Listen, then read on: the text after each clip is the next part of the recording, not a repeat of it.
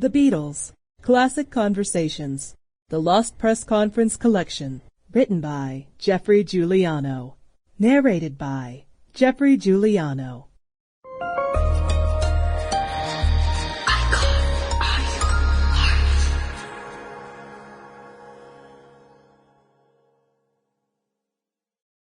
Last Thursday night, the Beatles were in town and packed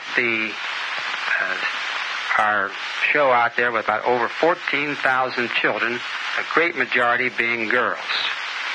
Now, these are the youngsters from the better homes because the underprivileged cannot afford $5 a seat, and the reservations were made last April.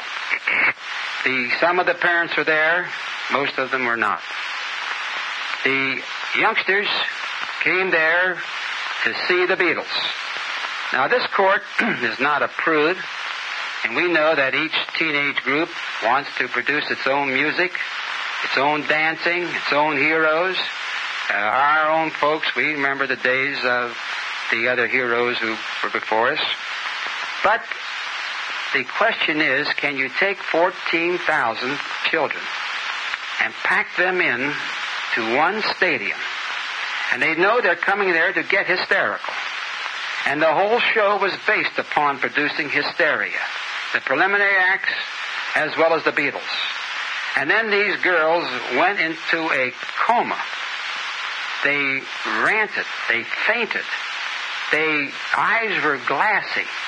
Some pulled their hair out. Some tore their dresses.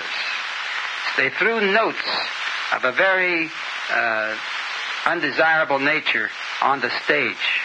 Some girls, after the performance, kissed the stage, and some went up and kissed the very seats in which the Beatles had sat. And with this, one father brought a child who was epileptic, and the child had an epileptic fit. And some of the parents took their children home before the show was over because it was, as some people say, unbelievable. Now, what is the juvenile court to do with this? We don't expect to see girls or boys come in here from that show because of something wrong they did. But that show has sown certain seeds in these youngsters.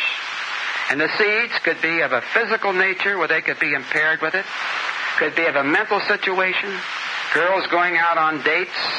Their misconception of what this whole problem is about. And there's so many other factors that come into this that we in the juvenile court have to try to prevent anything of a nature that's going to cause trouble. I think we can all agree that the show was not good. And if it's not good, why must we have it?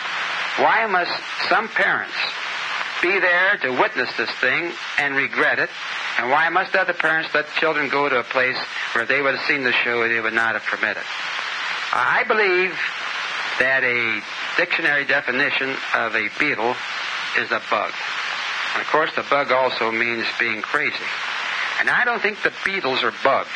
They've done very well. They've made a fortune off of this whole hysteria created by the media of communication and other means, and the children were conformists, and they fit right in this.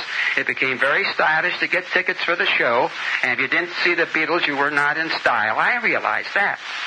But I think the parents are bugs to let their children go to a production like this kind, not knowing what it was like, or if they did know what it was like, to expect their child to have such a horrible result placed on them. One newspaper said that the girls stripped off the veneer of civilization. I don't know if I would go that far, but if you could see how uncontrollable they were, the glassy eyes, the physical and mental condition, you would agree that the show was not.